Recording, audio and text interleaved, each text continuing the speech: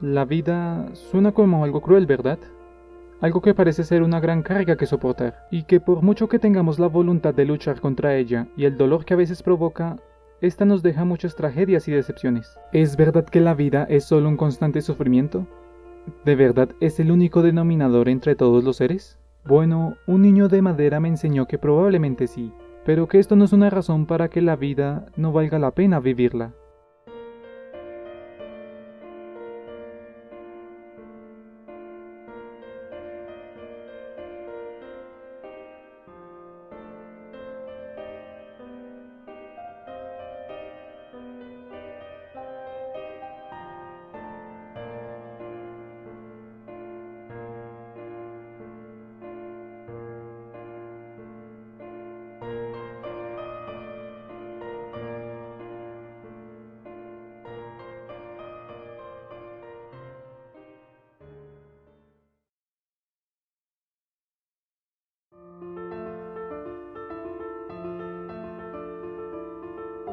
Pinocho es una película del año 2022 hecha en stop motion dirigida por Guillermo del Toro y Mark Gustafson para la plataforma Netflix, la cual se perfila para ser una de las mejores películas animadas de esta década.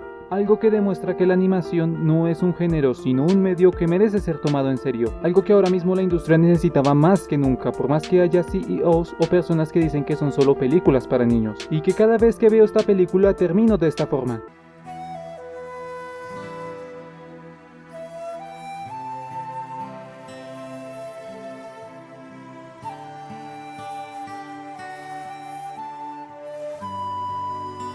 La premisa es sencilla, es una adaptación del cuento clásico Las aventuras de Pinocho escrito por Carlo Collodi, pero que a diferencia de la película hecha por Disney, en donde vemos las aventuras de un niño de madera que aprende a ser un niño de verdad por medio de seguir las normas, ser alguien honesto y atacar las buenas costumbres y la obediencia. ¡Ey! ¿Qué haces ahí? A ver tú, préstame ese periódico. Chiquito, mala computadora, téngala. Al rincón, a reflexionar sobre su vida, ande. Esta película busca un Pinocho que busca enaltecer el cuestionamiento y la desobediencia, pues está ambientada en una época donde se enaltecen ciegamente sociedades con regímenes muy totalitarios y violentos. Ya saben, la Italia fascista de la primera mitad del siglo XX. Creo que no es sorpresa para nadie que me encantó muchísimo esta película. Si bien es cierto que el stop motion no es mi estilo de animación favorito, valoro mucho el esfuerzo que se hace para que estas películas se lleven a cabo, pues es sin duda alguna una de las técnicas de animación más difíciles y menos apreciadas del mundo, a pesar de que a cada rato nos están entregando de las mejores series y películas década tras década, y esta película no es una excepción. No paraba de ver el detrás de escenas que sacaba Netflix a la hora de realizar el film, y ver todo el esfuerzo y amor que todo el staff le puso para dar en el clavo a la ejecución de la cinta, tanto a nivel narrativo como de ambientación, el cual me alegra muchísimo que esta vez el mundo se lo esté recompensando. La película tiene varios temas interesantes de qué hablar, desde su valoración por la imperfección, su crítica a ciertas instituciones como la religión o la guerra, que hacerle bullying a los fascistas es moralmente correcto, hasta incluso su largo trayecto de producción que tomó un total de 15 años para poder producirse. Pero creo que el tema que más me llamó la atención en particular es cómo esta película, al tener un ambiente algo opaco y melancólico, quiere en su tesis tratar el tema del sufrimiento y cómo lidiar con él. Y creo que para explicar eso, debo hablar de cierto filósofo alemán muy influyente que basó casi todo su trabajo en este concepto, Arthur Schopenhauer, que si se lo preguntan, sí, es el retrato que tiene Sebastián Pepe Grillo al inicio de la película en su casa. Otra cosa que no tiene nada que ver con el video es que Ewan McGregor es Pepe Grillo en esta película. Obi-Wan Kenobi en Star Wars, ¿quién lo diría? Hello there. Arthur Schopenhauer fue un filósofo alemán que vivió entre 1788 y 1860 y es considerado una de las mentes más influyentes de la filosofía occidental en el siglo XIX. Si bien muchos consideran a Schopenhauer como un filósofo existencialista, es también considerado el padre del pesimismo moderno. Y eso es porque, para Schopenhauer, la vida es un constante ciclo de sufrimiento perpetuo, y está presente en todos los seres conscientes, que vivimos en el peor de los mundos posibles. ¿De dónde viene este sufrimiento?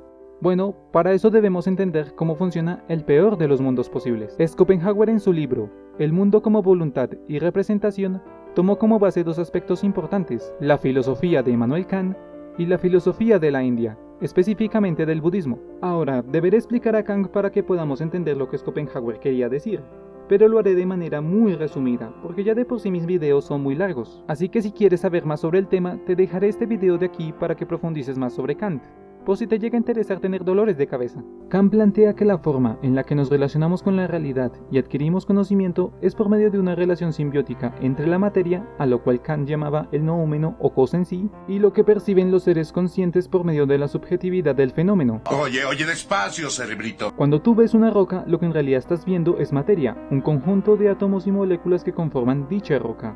Eso es el noúmeno. Lo que la hace que sea una roca es la interacción que tú, el sujeto, y la del dicho noúmeno tienen, como su textura, su forma, su color y demás propiedades. Cabe aclarar que la interacción con el noúmeno no debe ser necesariamente empírica, también puede interactuar por medio de la experiencia. Volviendo al ejemplo de la roca, esta es una roca porque identificamos por medio de la observación pasada o por la experiencia que otro sujeto nos transmitió a nosotros cómo se ve y se siente una roca, ya que nosotros por nuestras propias conclusiones subjetivas decimos que es una roca. Kant describe esto como la realidad, y lo que nosotros percibimos es lo que él llamaba un fenómeno, y esto es lo que nos lleva a tener un conocimiento cósmico.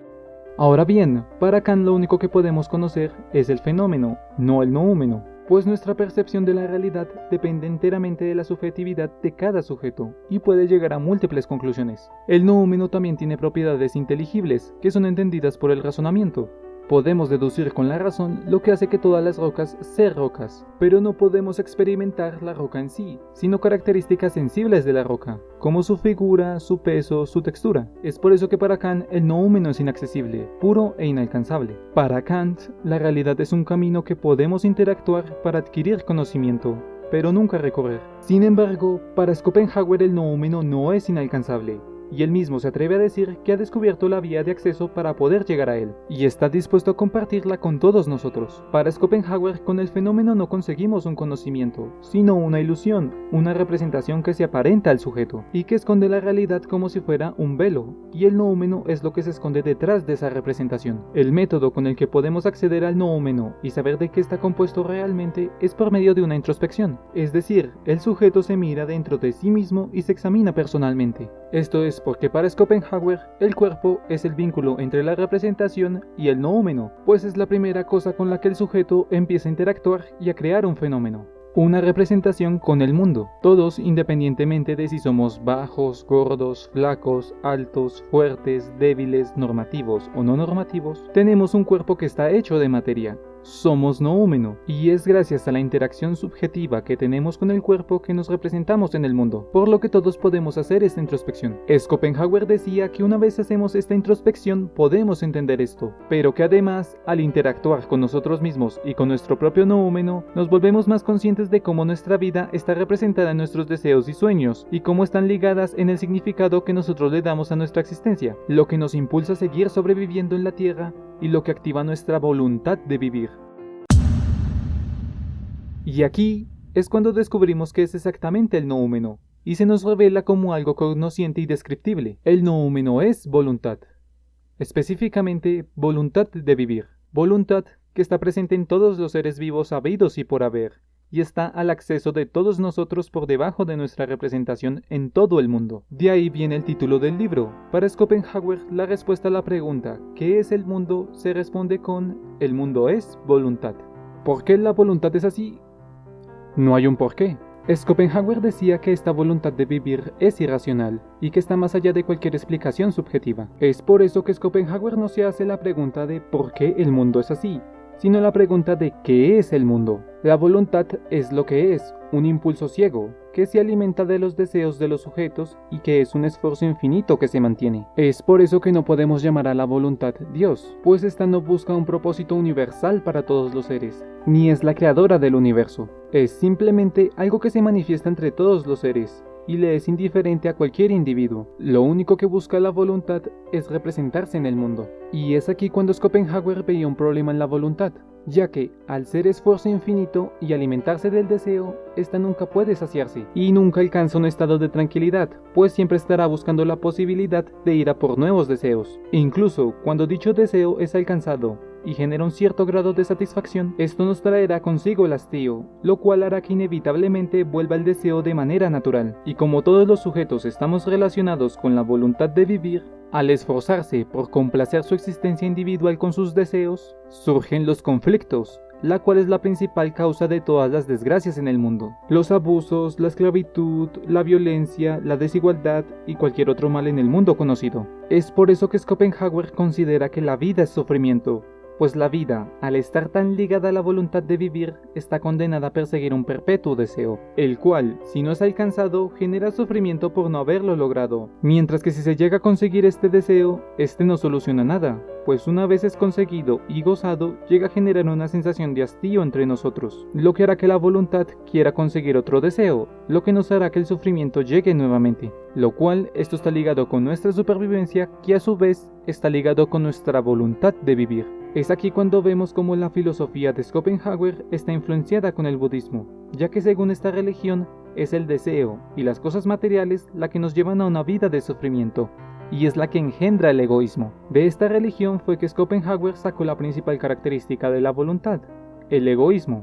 Esto hace que todo ser caiga en la idea de que es el centro del universo, la representación completa de la voluntad, y por ello solo se preocupa de su bienestar y su conservación, poniendo en nosotros un velo de malla que nos imposibilita ver que todos somos iguales ante la voluntad, generando una guerra constante de todos contra todos, aumentando aún más el sufrimiento. Sufrimiento que, irónicamente, a la voluntad de vivir le es indiferente, pues es este constante dolor y muerte de los individuos lo que le permite a la voluntad de vivir permanecer representada en el mundo. Pues qué mejor excusa para que la vida surja que el hecho de que los individuos tienen una permanencia efímera en el mundo, que será reemplazada por nueva vida en el futuro, por lo que no tiene ninguna razón para ayudar al individuo a dejar de sufrir. Es por eso que podemos tomar el pesimismo de Schopenhauer como un pesimismo metafísico, pues este busca, por medio de la razón, buscar la causa del sufrimiento, que en términos simples es a causa de nuestros deseos provocados por nuestra voluntad de vivir. Oh, the pain. Life is such hideous pain. ¿Y qué tiene que ver todo esto con Pinocho? Pues que hace que el cameo de Schopenhauer tenga más sentido. En esta película, varios personajes tienen que lidiar con mucho sufrimiento. El arco de ellos es entender de dónde vienen, y son un ejemplo bastante grande de lo que Schopenhauer nos quería enseñar. Empecemos con Geppetto, quien es el personaje que más sufre en esta película. Guillermo despertó con ganas de beberse nuestras lágrimas ese día. La razón por la cual Geppetto sufre en esta película es el haber presenciado la muerte de su hijo Carlo. Geppetto de verdad quería a su hijo, y la película dejaba bien en claro que tenía una buena relación con él. Es por eso que su sufrimiento está ligado con el deseo de querer volver a recuperar a su hijo de vuelta. Pero este, al ser un deseo inalcanzable, hace que Geppetto se pierda en la bebida, deje de trabajar y sienta una sincera frustración por no poder recuperarlo, que está llevando una gran carga. La voluntad de Geppetto por recuperar a su hijo es tan fuerte que es la razón por la cual crea a Pinocho en un primer lugar. Desea con toda su voluntad un hijo como Carlo, quiere representar ese deseo en esa marioneta. Sin embargo, una vez este deseo es conseguido y Pinocho viene a la vida, Geppetto sigue sufriendo, pues Pinocho, al no ser igual que Carlo, el deseo de Geppetto no es consumado, y solo hace que quiera a Carlo aún más, haciendo que el sufrimiento siga rondando en su vida. No es que Geppetto no quiera a Pinocho, sí, al inicio lo niega, pero una vez lo entiende, empieza a sentir aprecio e intenta ser un buen padre para él. Pero su deseo de querer que sea como Carlo lo frustra, y sin saberlo termina siendo alguien muy egoísta con su hijo, haciendo que no solo sufra él, sino que genera un deseo en Pinocho de no ser una carga para su papá, haciendo que él empiece a sentir sufrimiento. You will be taken far away and recruited into military youth camp. And now look what you've turned me into. I made you to be like Carlo. Why can't you be more like Carlo? Because I'm not Carlo. I don't want to be like Carlo. Carlo is... Enough! You are such a burden.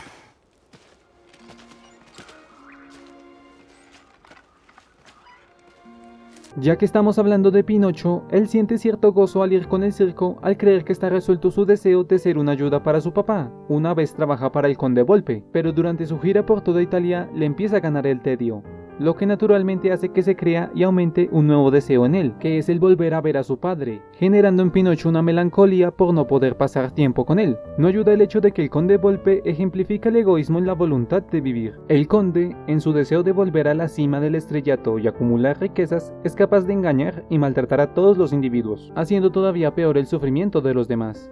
A Pinocho no solo le quitaba lo que le correspondía de sus ganancias, sino que lo ponía a trabajar sin descanso durante toda la gira, haciendo que sus ganas por volver a ver a su padre sean mayores. De paso, intentó hacer que Geppetto tuviera una deuda millonaria, haciendo que sus ideas de recuperar a Carlo aumentaran. El deseo del conde Volpe es algo que busca de manera activa representar su individualidad, algo que, como expliqué anteriormente, le conviene a la voluntad de vivir, pues hace que se reafirme en el mundo. Por eso le es indiferente el sufrimiento ajeno. Es por eso que un ambiente que propicia el egoísmo y la acumulación poco ética de recursos agravará más el sufrimiento, pues sin darnos cuenta podemos estar normalizando el abuso por el deseo individual de unos pocos. Esto me suena de algo, pero no lo puedo recordar.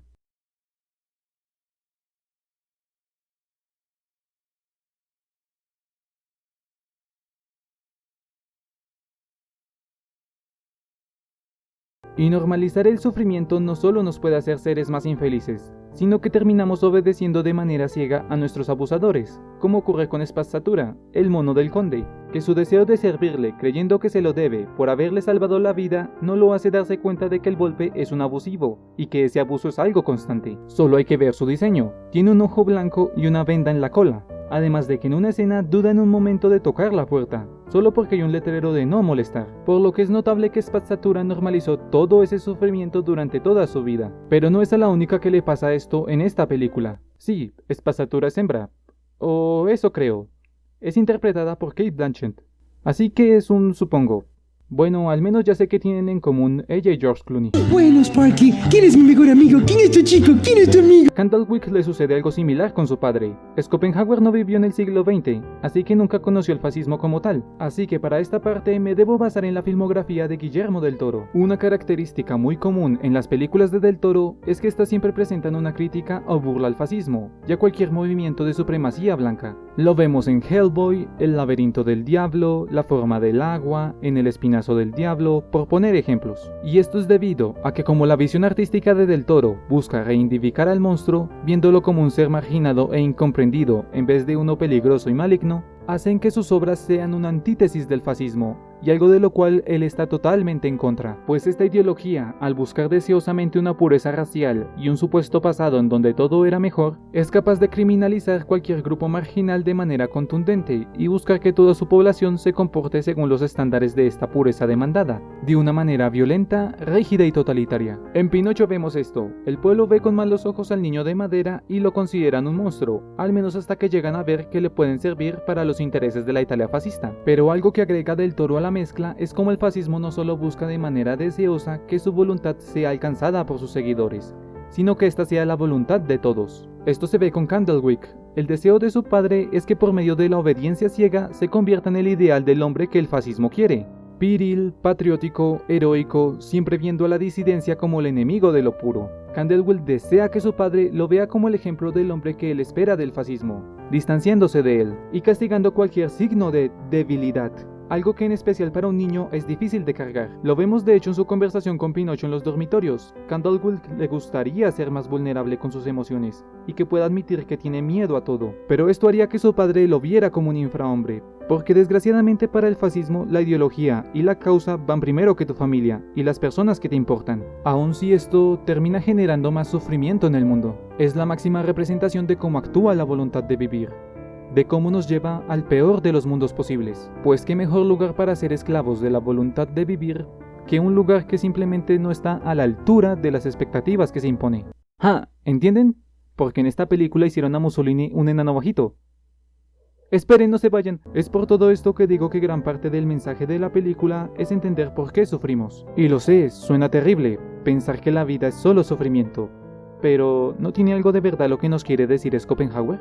Creo que el común denominador de todos los que están viendo este video es que en mayor o menor medida hemos sufrido en lo que llevamos de vida. La muerte de un ser querido, tener que afrontar una condición física, mental o de plano una discapacidad, han experimentado guerras, una relación abusiva, nos cancelan una serie, lo que sea. Esta siempre estará ligada a querer satisfacer algo que todos deseamos en nuestra existencia. Es por eso que creo que es necesario entender el sufrimiento, incluso si no estás de acuerdo con Schopenhauer sobre su perspectiva de ver el mundo. Yo en algunas cosas no lo estoy, y eso lo veremos más adelante. Pero una vez podamos entender el sufrimiento, podemos seguir luchando por tener un mundo mejor. Life can bring great suffering. And eternal life can bring eternal suffering.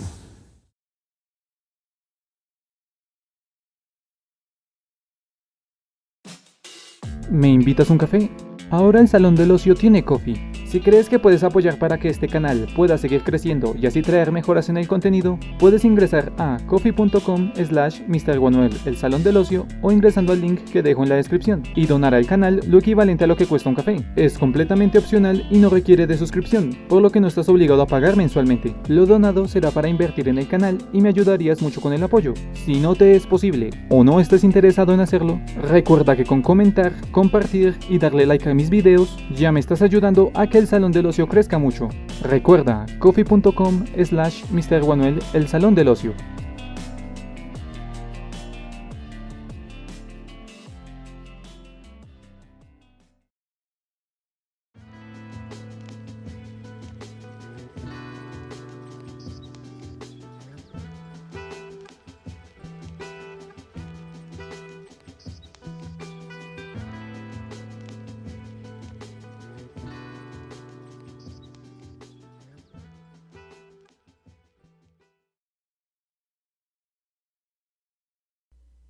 Entonces, ¿cómo aliviamos el sufrimiento?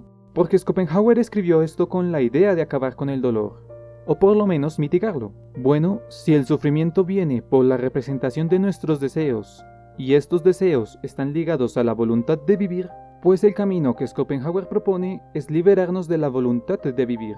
Buscar la negación misma de un noúmeno que solo busca representarse por medio del dolor, y como ese noúmeno se encuentra en nosotros, pues es lo mismo que decir que nos neguemos a nosotros mismos. Es por eso que la solución de Schopenhauer se le puede considerar una postura antivital.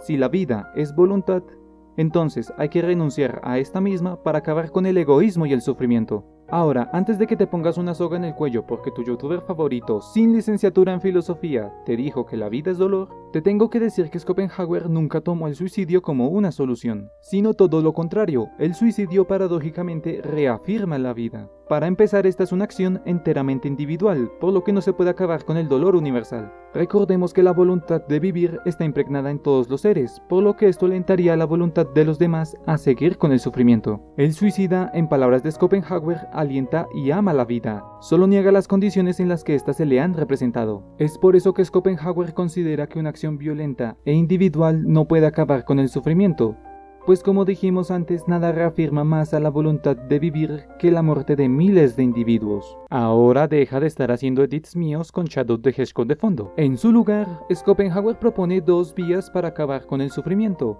una fugaz y una perpetua. La fugaz se logra por medio de la contemplación de las artes. Para Schopenhauer, al quedar fascinado en la belleza de las artes, dejamos de ser conscientes de nosotros mismos, pues en ese instante me olvido de mí mismo y de mi voluntad.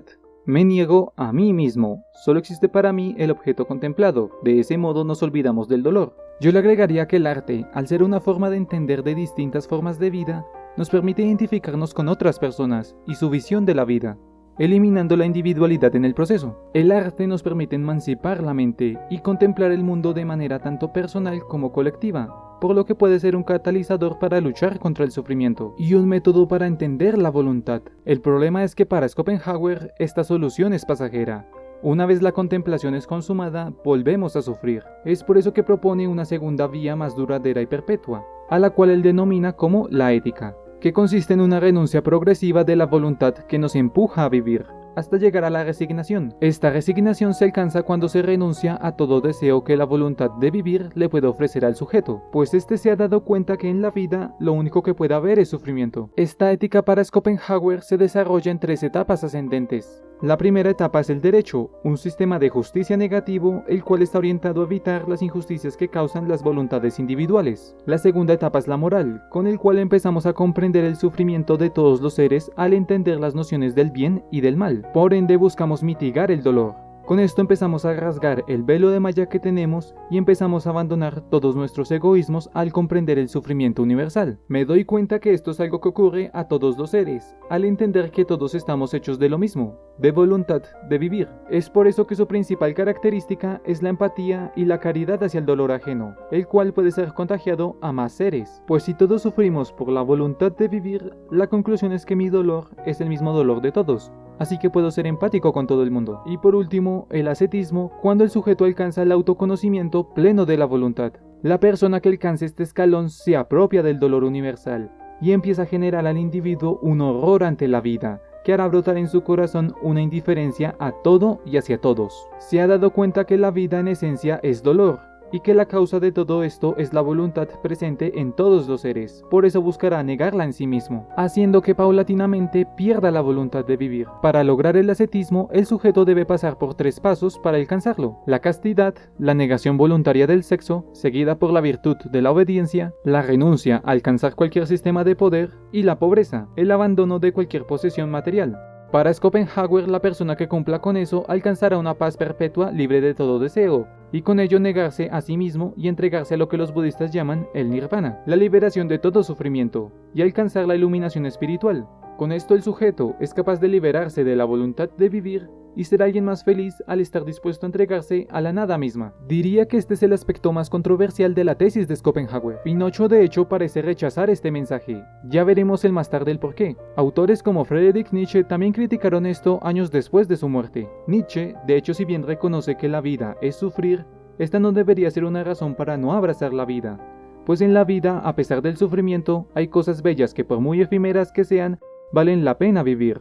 Por lo tanto, la voluntad no sería indiferente a la vida, sino que sería algo que la ama a pesar de su naturaleza. Nietzsche buscaba que los seres humanos eliminaran los valores tradicionales antiguos que solo buscaban culpabilizar al hombre de su propio mal, para que en su lugar se cirniese por sus propios valores morales y así pudiera tener una vida plena y terrenal. Es por eso que veía la solución de Schopenhauer como una voluntad envenenada y llena de resentimiento. Y en este aspecto estoy de acuerdo con Nietzsche. El hecho de que la vida sea sufrir no debería ser motivo de renunciar al placer terrenal, siempre y cuando no se dañe a nadie en el proceso. La castidad y el ascetismo no deberían verse como la única verdad para aliviar el sufrimiento, sino algo que un individuo debe desear de manera voluntaria seguirla si ese es su camino a la paz interna. Cada quien elige, por ejemplo, la forma en la que vive y es responsable de su sexualidad de la forma que le plazca. Bueno, al menos en la teoría, porque yo y el sexo... Pero eso no significa que Schopenhauer no tenga un punto válido. Pienso que buscar un mundo en donde se nos libre del egoísmo y el deseo nos puede ayudar a ser más felices en nuestra vida y vivirla como Nietzsche proponía, pues la justicia y la compasión pueden ayudarnos a crear los cimientos para valorar la vida humana y alcanzar lo que nosotros queremos aspirar de ella. Lo único que la película destaca de Schopenhauer es que él decía que otro camino para alcanzar el ascetismo de una manera más brusca es cuando experimentamos un inmenso dolor como un ejemplo del dolor universal. Esto puede ser, por ejemplo, el dolor por la muerte de un ser querido o la proximidad de nuestra muerte misma. Y esto lo ejemplifica el personaje de Pinocho, y es capaz de alcanzar los dos estados de la ética de una manera muy original. Pinocho, al ser un niño y no saber nada del mundo, tiende a ser muy preguntón y cuestionarse por todo. Es normal en un niño, pues es por medio de su curiosidad que los niños aprenden de la existencia. Pero este Pinocho, en palabras de Del Toro, busca abrazar su propio cuestionamiento como una forma no solo de entender, sino de ayudar a los demás a lidiar con el sufrimiento, ya que gracias a esto se vuelve alguien más justo y empático con el mundo. Lo vemos por ejemplo al preguntarle a Sebastián quién es Carlo y por qué su muerte es una gran carga para Geppetto. Lo que si bien genera una gran carga para Pinocho al no ser como Carlo, también genera cierta compasión por Geppetto, compasión que hace que Geppetto le empiece a tener aprecio y lo acepte como un hijo. It is a school book, a very special school book, one which belonged to a very special boy. Carlo? The boy you lost? Was he a very good boy, Papa? Yes, he was. And you loved him very much? I did. I do. Vemos que es justo cuando en el campamento no solo le permite a Candlewick ser vulnerable con sus emociones, sino que es capaz de verlo como un igual a pesar de ser una persona de carne y hueso. Es por eso que ambos decidieron un empate en el juego de la bandera, pues en él no habría razón de conflicto y por ende sufrimiento. De paso, esto le dio valor a Candlewick de enfrentar a su padre, de decirle que prefiere vivir siendo débil si eso es hacer lo correcto, y que está dispuesto a luchar, incluso contra él, si con ello evita que su voluntad termine envenenando a la de los demás. Now, you will know what it is to truly serve the fatherland.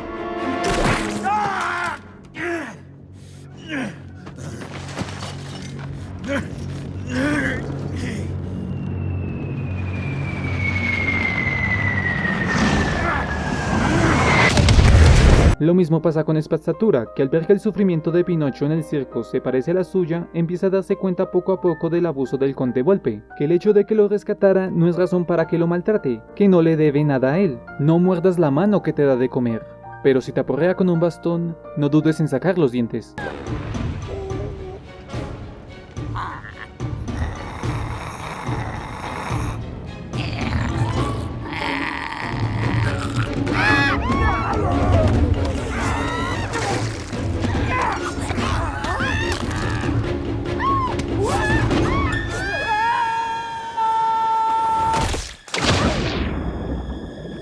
Pero diría que el momento en donde Pinocho demostró más esto fue cuando sacrificó su inmortalidad con tal de salvar a Geppetto. Es curioso, uno de los espíritus que acompañaba a Pinocho al morir, la muerte, se parece mucho a la voluntad de vivir.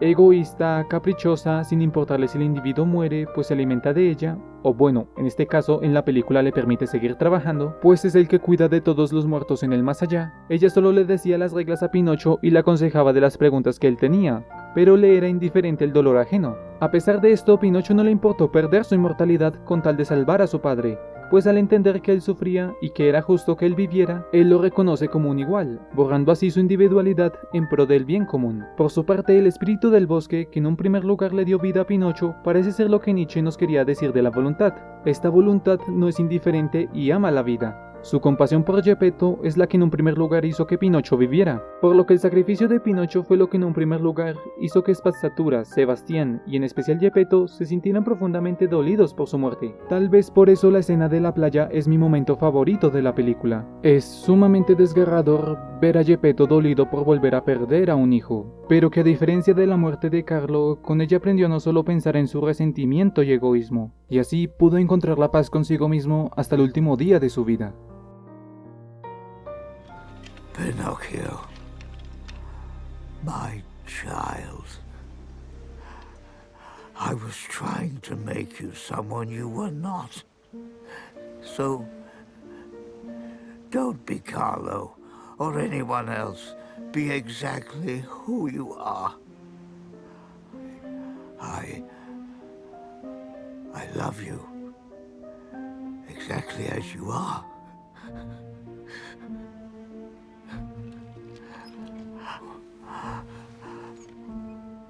Then I will be Pinocchio.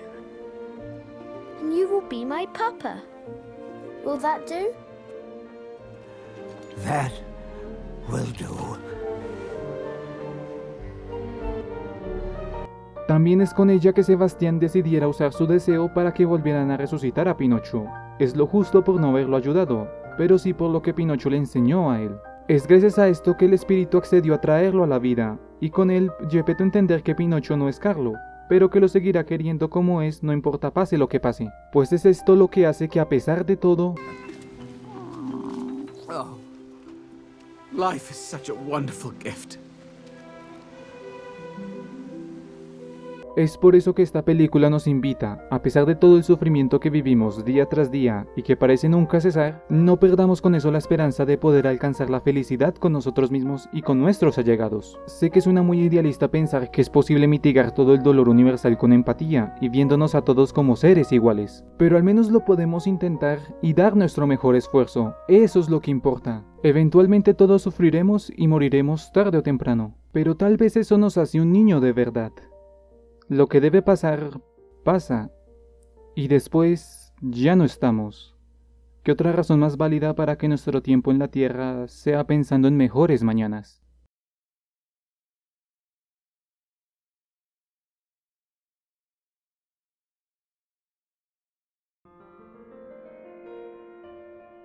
Una disculpa si el video les deja una sensación de melancolía o pesimista de la vida. Tengo una visión muy optimista de la vida e irónicamente las ideas de Schopenhauer me reafirman esta versión del mundo. Así que una película que trate así el sufrimiento, además de ser una de las películas más esperadas del año pasado, debía ser analizada en el canal, por lo que traté con mucho cuidado lo que quería decir en este guión. Por lo que muchas gracias a todos los que se quedaron viendo este video hasta el final y espero que les haya gustado el resultado. Yo fui Mr. Guanuel y espero que se acuerden de este video cuando necesiten aliviar su sufrimiento. Hasta la próxima.